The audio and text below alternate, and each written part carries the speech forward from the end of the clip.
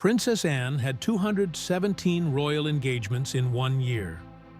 She survived a kidnapping attempt. She competed in the Olympics. But none of that prepared her for what happened in June 1981. A 19-year-old girl walked into Royal Ascot, and Anne called her a silly girl who didn't know her place. 16 years later, Anne would walk behind that same woman's coffin through the streets of London. And decades after that, she finally admitted something that changed how people saw her forever. This is the story of a royal feud that started with a cold shoulder and ended with a secret most people never knew. Anne was born on August 15, 1950, inside Clarence House, and from the very start, her world was built on discipline. Queen Elizabeth II and Prince Philip believed duty mattered more than emotion, so tenderness was rare and expectations were heavy. Anne learned early not to show weakness. Feelings stayed inside. Strength stayed visible. Even as a child, she pushed back. When she was only 8, she was sent to Benenden School, a boarding school for elite girls, and instead of shrinking, she grew sharper. She was fast, athletic, loud in her confidence. While her brother Charles struggled elsewhere, Anne thrived. She led. She argued. Family friends later laughed about how she bossed Charles around and sometimes threw things when she lost patience. That childhood shaped her. It trained her to stand upright, speak plainly, and never rely on sympathy. At Benenden, that streak only deepened. She became known for her drive in sports, especially with horses, and she hated being treated differently because of her title. Rules felt optional. She sneaked out with friends to visit local shops, much to the horror of her security team. She pulled pranks. She refused special favors. The strict school system did not soften her. It hardened her. She learned to value action over ceremony and honesty over polish, and that approach followed her for life. By the time she was 13, Anne had already rejected most teenage rituals. She skipped the glamorous debutante balls expected of royal girls and chose mud, sweat, and riding boots instead. Horses made sense to her. Applause did not. That choice was not random. It pointed straight toward the woman she would become. Someone who believed respect was earned through effort, not appearances. In 1976, that mindset would carry her all the way to the Olympics, making her the first British royal ever to compete there. Her bluntness showed early, too.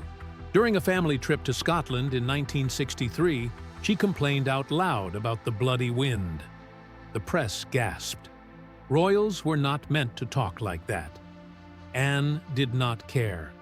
At 13, she had already decided she would not perform politeness just to please others. That moment stuck. It became part of her image. Straight talking. No filter, no apology. At 16, she shocked people again. During a visit with German troops, she picked up a submachine gun and fired it from the hip. Calm, focused. Bullseye. Onlookers were stunned. A teenage royal was not supposed to look that comfortable holding a weapon, but Anne did. The nickname Tough Tomboy followed her everywhere after that. 3 years later, in October 1969, she climbed into a 52-ton Chieftain tank during British Army training in Germany and drove it herself. No ceremony, no show, just confidence. She was 19.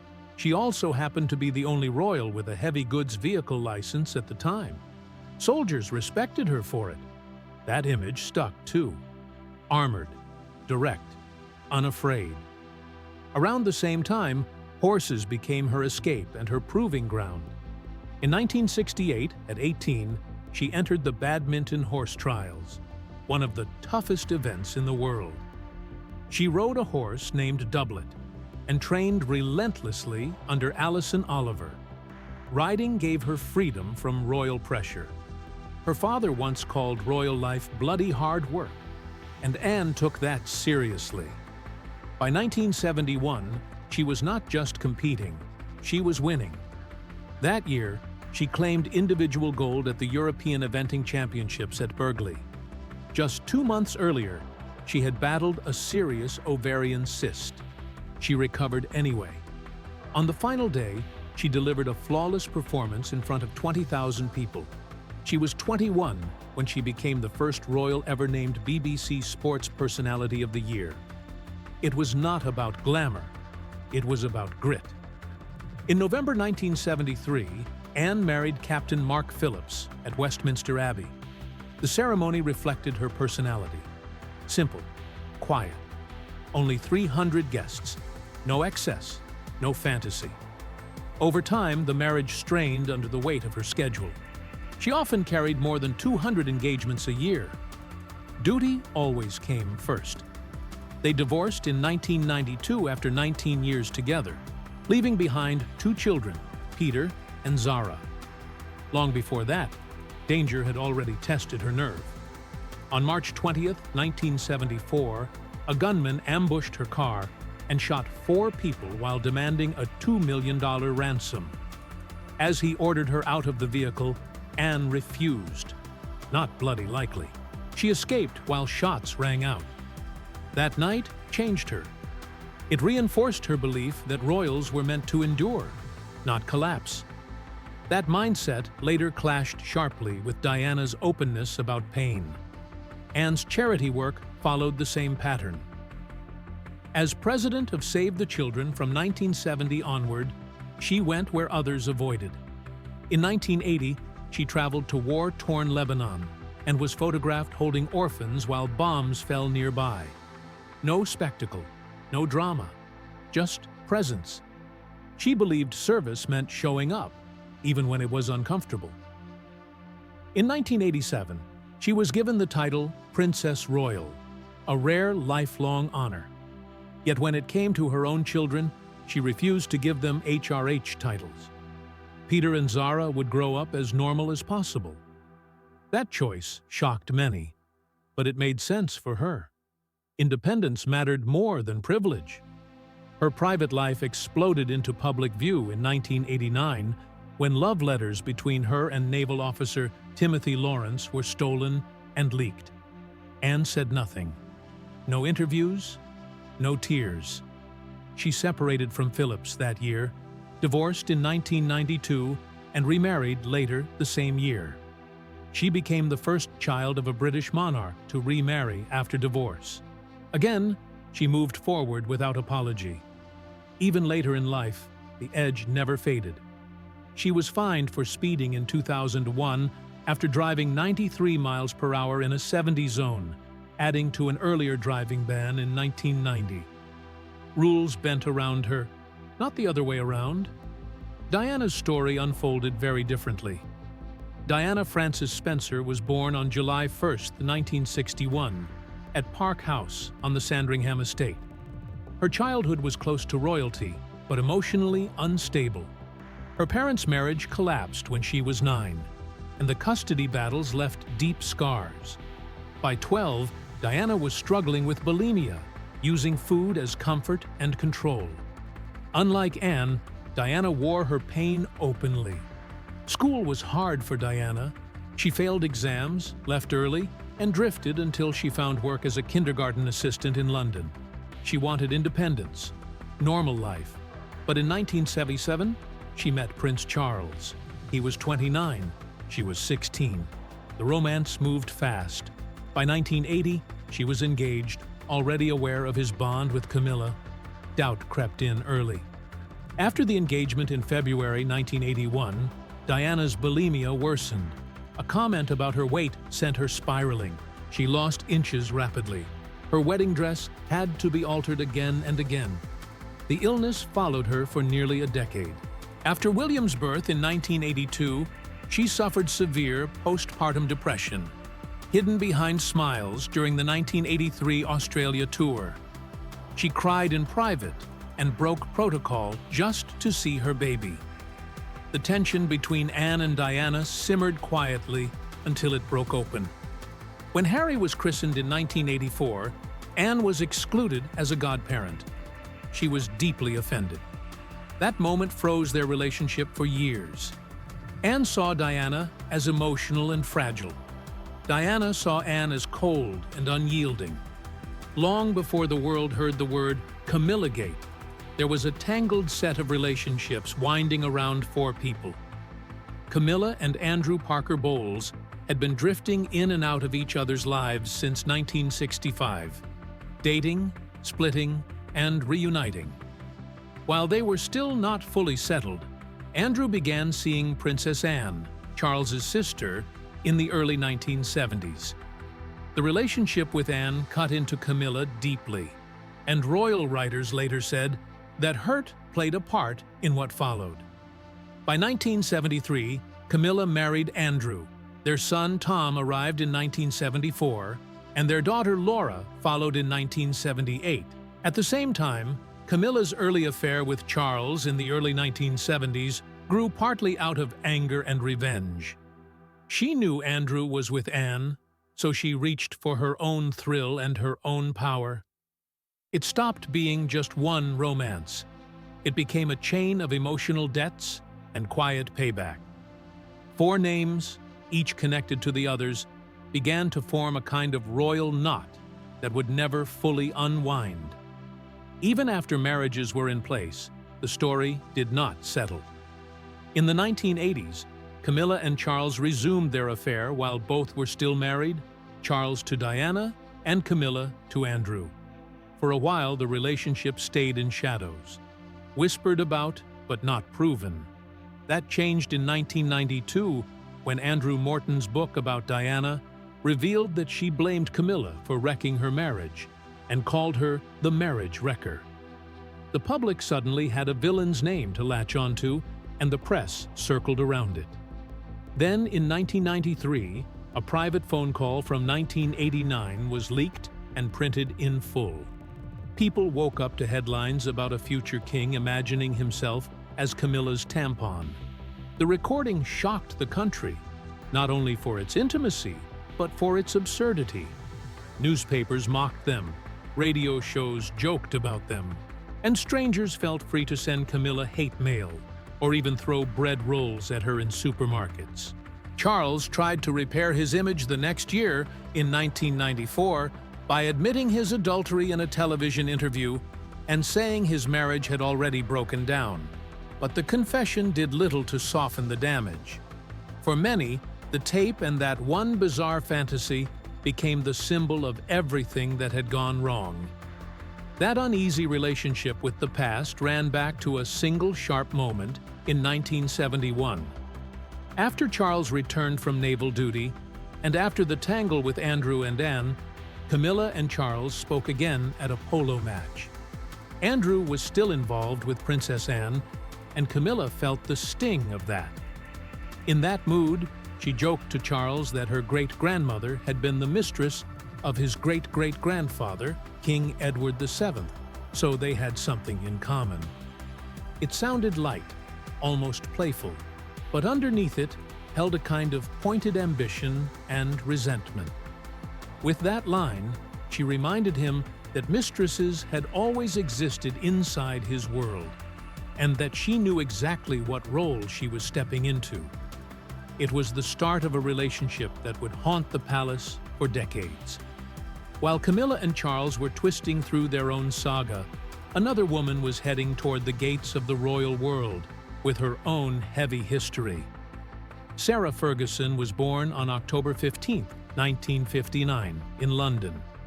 When her parents divorced in 1974, she was only 12, and the split cut directly into her sense of worth. She blamed herself, convinced she had somehow failed them.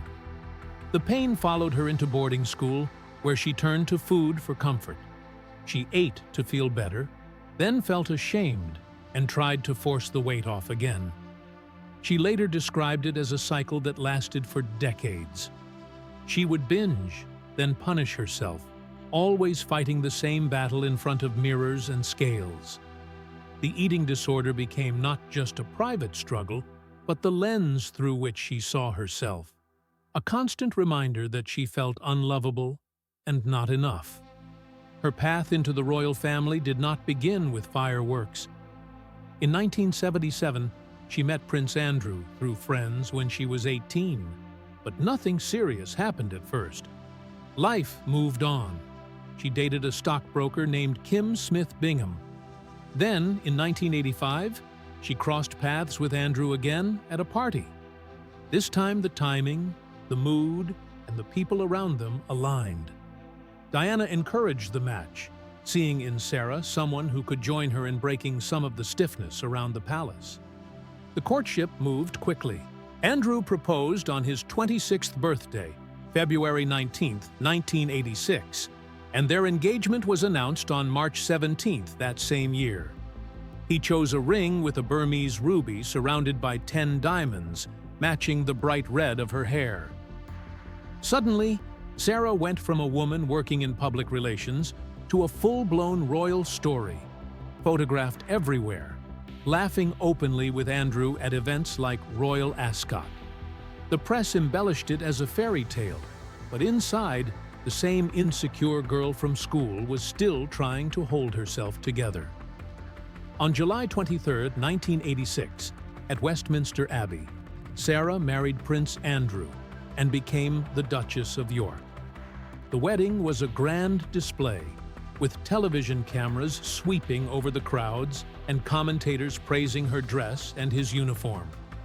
2 years later, in 1988, she gave birth to their first daughter, Princess Beatrice, after a pregnancy marked by high blood pressure that worried doctors. Yet soon after giving birth, she left her baby for a royal tour of Australia, following the schedule laid out for her. The decision pulled a fresh wave of criticism. Newspapers asked how a new mother could leave so quickly. Commentators questioned whether she cared more about royal duties than her own child. That tour became the first big sign of how hard it would be to balance her role as a mother with the demands of public life. And it added one more weight to the pile of guilt she already carried. After Sarah and Andrew separated in 1992, she looked for ways to build her own career, and this time she tried to mix money with meaning. In 1994, she started a charity in the United States called Chances for Children, focused on helping underprivileged kids. Around that time, she also launched a children's book series about Budgie the Little Helicopter.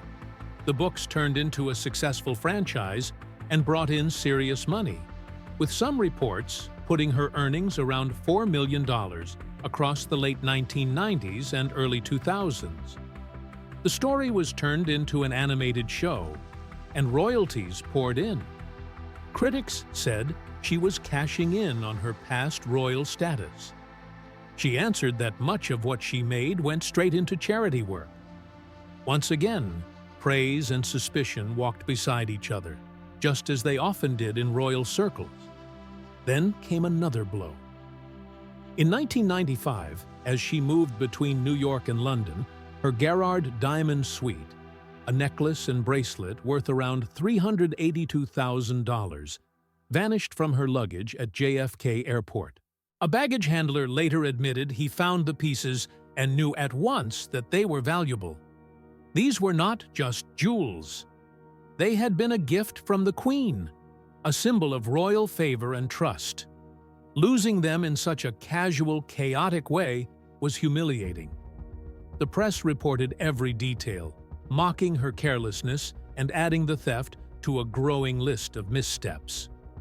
With each story, her image inside the palace and in the public eye chipped away a little more. But the scandal that locked itself into her name came earlier, in August 1992, during a holiday in the south of France. Sarah was photographed on a villa terrace with her financial advisor John Bryan. In the pictures, she was topless, and he was kissing and sucking her toes. The photos landed on the front pages and spun across the world. The timing made everything worse. Her separation from Andrew had only just been made public. Now, the mother of 2 young princesses was on display in a way that humiliated the royal family. Reports later claimed that at Balmoral, Princess Anne was so furious she nearly grabbed Sarah by the throat during a dinner, and no one dared to step in. Sarah was quickly pushed out, sent to a lodge on the estate, while the main family stayed together in the big house. That toe-sucking episode became one of the most infamous royal scandals of the era, and it hardened Anne's view that Sarah was wild, careless, and dangerous to the royal name. Anne's standards had already shaped how she felt about Diana years before. In June 1981, just weeks before Diana married Charles, the 19-year-old bride-to-be walked into Royal Ascot, hoping to make a good impression. Instead, she met cold air. Anne, then 30, and already known as a hard-working royal who rarely complained, saw Diana as a young woman who liked cameras too much and protocol too little. Biographers later wrote that Anne told friends Diana was a silly girl who did not know her place. Diana, in turn, told her sister that Anne had frozen her out. That first meeting built a wall between them, and it stayed up for years as each woman handled royal life in completely different ways. The rift only deepened as time went on. In December 1984, Anne skipped Prince Harry's christening at Windsor Castle. Inside the palace, a christening was a serious family event, and a missing senior royal sent a message. The reason, according to insiders, was that Anne felt insulted that she had not been chosen as godparent to either William or Harry, especially after she had asked Charles to be godfather to her son, Peter Phillips, in 1977. Newspapers reported a full-scale argument behind the scenes. For the next 16 years, the distance between Anne and Diana hardened. They attended the same ceremonies, but rarely appeared close. Royal watchers began to speak of a silent freeze, an invisible line that neither woman crossed. During those years, Diana was collapsing inside under pressures that Anne did not fully understand. Soon after her wedding, Diana began to suffer from bulimia and deep depression, gorging on food and then forcing herself to bring it up. She later said the disorder grew out of cruel remarks about her weight and the stress of a crumbling marriage. She described days where she would binge and purge several times, filling the emptiness in her life with food, then pouring it out in disgust and guilt. Anne, whose own life had taught her to survive kidnapping attempts and public scrutiny by closing off her feelings, saw this as weakness. She did not see bulimia as an illness so much as a lack of control. In her mind, royal duty demanded silence, strength, and a stiff spine. That view left Diana feeling even more alone. When Andrew Morton's explosive book about Diana came out in 1992, and when Diana later spoke openly in a television interview about there being 3 people in her marriage, Anne's loyalty went entirely toward Charles and the institution. She believed royal pain should never be aired on camera.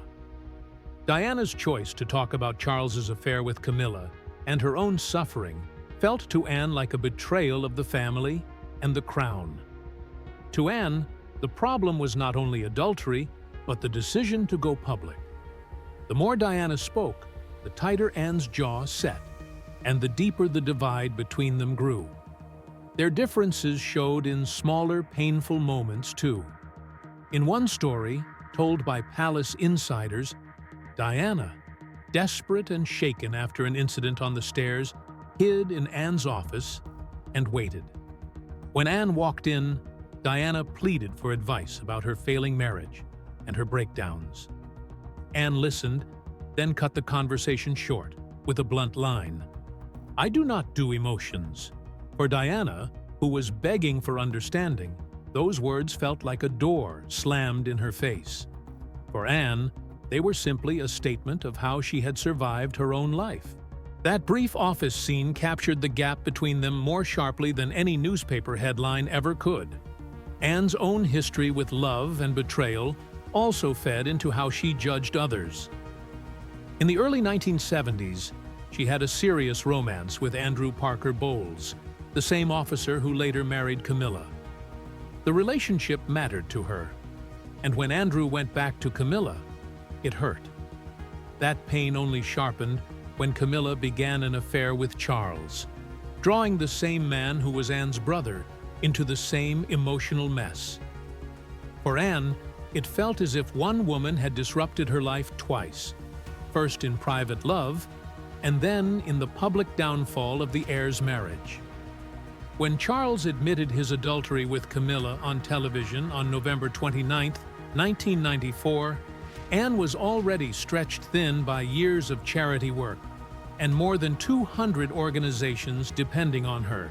She saw his confession as a public blow to the dignity she had worked so hard to uphold. In her eyes, he made the monarchy look weak, undisciplined, and messy. The toe-sucking scandal with Fergie only deepened Anne's sense that she was standing alone, holding a standard no one else cared about. Royal staff talked about that dinner at Balmoral in August 1992, where Anne's anger at Sarah exploded.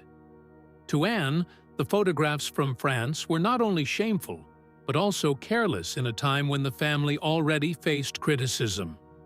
She watched as her relatives repeatedly became tabloid fuel while she tried to keep her head down and work. Years later, the same pattern appeared again in a new generation. By 2025, Charles and his son Harry were caught in a bitter feud, filled with interviews, books, and accusations against the royal system. In public appearances, observers noticed the way Anne moved. She stood closer to Charles, leaned toward him, and stiffened whenever Harry was near. Her body, as much as her words, showed her view. She would back the crown, even when the crown was worn by a brother whose choices she had once resented. To her, tradition and unity came before hurt feelings, and if Harry wanted to break away, then he would stand alone. Even when she worked with people she disliked, duty pulled her forward. In 1987, Anne joined Sarah Ferguson for a charity event called It's a Knockout, a televised competition where members of the royal family dressed up and played games for good causes. To the public, it looked light and fun, with Anne and Sarah smiling on screen. Behind the scenes, Anne later told friends she could not stand Fergie's wild approach to life and her endless scandals. She smiled because the cameras were running.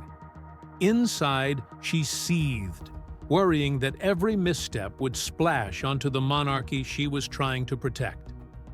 That same tension showed up again in 1997 when Anne hosted a party for Camilla Parker Bowles. On the surface, it looked like a gesture of peace, a polite event signaling that Camilla was moving closer to official acceptance. Guests noticed, though, that Anne's warmth did not match the nice room and the careful guest list. Her disapproval showed in her cool tone and distant body language. She was doing what protocol demanded, not what her heart wanted. It was a reminder that in her world, personal dislike often had to bow to the needs of the institution. The death of Diana in 1997 forced Anne to look at herself in a new way. On September 6th, as Diana's coffin moved through London, Anne walked behind it with the rest of the family, passing crowds of mourners who lined the streets in silence and tears. People remembered that this was the same woman who had once called Diana a silly girl. Later, Anne admitted to biographers that she regretted not understanding what Diana was going through. For someone who prided herself on strength, it was a rare, open acknowledgement that she had been wrong. That day added another layer to her public image, showing that even the hardest royal could be softened by loss. In the years that followed, she focused more on the areas where she could quietly make a difference. One of those was horses. In 2000, she became president of World Horse Welfare, and in 2013 she personally adopted a horse named Annie through the charity. Her daughter, Zara Tindall, who won an Olympic silver medal in 2012 in eventing, shared her passion. In November 2025, mother and daughter appeared together at the World Horse Welfare Annual Conference in London. They spoke about horse behavior, partnership, and long-term care. The event reminded people that away from feuds and scandals, Anne had built a consistent record of service that stretched across decades. To her, that was the real work, not the gossip that filled newspapers. Meanwhile, the story of Camilla kept moving toward a throne. The coronation in 2023 marked her formal rise as Queen Consort beside King Charles. For Anne, this was a strange moment. Here stood the woman who had once been her rival in love, and the center of the scandal that wrecked her brother's marriage. For years, palace whispers said Anne gave Camilla the cold shoulder and treated her with open reservation. Yet when protocol required that Camilla walk ahead of her, Anne allowed it. That shift did not erase the past, but it showed her willingness to accept what the monarchy needed. She put the stability of the crown above her own history and watched as the woman she had disliked for so long took her place as queen. Sarah Ferguson's troubles continued into a new era of scandal. In 2010, news broke that she had offered access to Prince Andrew through the convicted financier Jeffrey Epstein in exchange for £500,000. The revelation was more than another embarrassing headline. To Anne, who already viewed Sarah as reckless and undisciplined, it was a serious breach of duty. She moved to end Sarah's ties with several charities. By 2025, 7 major organizations, including Teenage Cancer Trust, had cut Sarah as a patron. The contrast between the two women grew sharper. Anne stayed on as a symbol of stable, sometimes severe, service. Sarah kept tripping over her own decisions. Even Sarah herself eventually admitted that the chaos followed a pattern. In a 2011 special called Finding Sarah, she spoke about self-sabotage and a constant swirl of bad choices. She said she kept chasing approval, then destroying things when she did not feel good enough. In a strange way, her words reflected Anne's shadow too. Anne often punished those she saw as weak, perhaps because weakness was what she feared most in herself. Where Sarah spiraled outward, Anne tightened inward, but both faced the same pressure of a system that demanded perfection, then watched closely when people cracked. By 2025, as Anne turned 75, the palace released portraits that told their own careful story. She appeared in red, white, and blue, colors that echoed the Union Jack, wearing the festoon tiara, a piece given to her in 1973 by the Worldwide Shipping Group. The pictures showed a woman who had outlasted scandal after scandal, standing firm while others fell away. She chose a simple, private celebration instead of a flashy public party, fitting her reputation for no fuss work. With 217 royal engagements in a year, she remained one of the hardest-working members of the family, showing no sign that she planned to retire.